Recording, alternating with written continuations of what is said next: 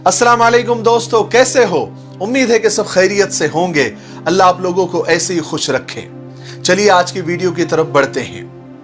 एक बंद दुकान में कहीं से घूमता फिरता एक सांप घुस गया।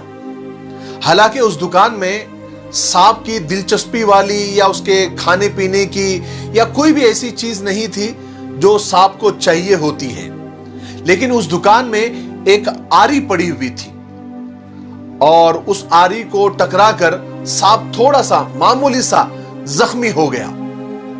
लेकिन घबराहट में और गुस्से में सांप ने पूरी ताकत से उस आरी पर डंक मारी। अब डंक मारने के बाद सांप के मुंह से खून बहना शुरू हो गया।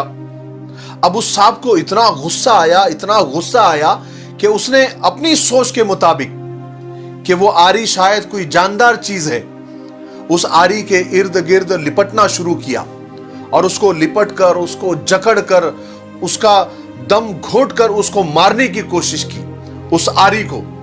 लेकिन वो तो आरी थी और तेज धार वाली थी। तो हुआ ये कि वो सांप खुद ही लहूलुहान हो गया और जगह जगह से कट गया। दूसरे दिन जब दुकानदार ने दुकान खोली तो उसने देखा कि एक सांप आरी के इर्द गिर्द लिपटा हुआ और मुर्दा पड़ा हुआ है, यानी वो मर गया था।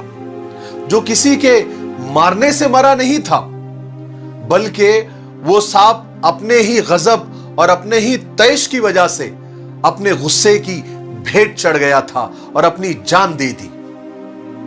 बाज औकात हम भी दूसरों को नुकसान पहुंचाने की कोशिश करते हैं, मगर वक्त गुजर जाने के बाद पता चलता है कि उसका तो नहीं, हमने अपना ही ज्यादा नुकसान कर लिया है।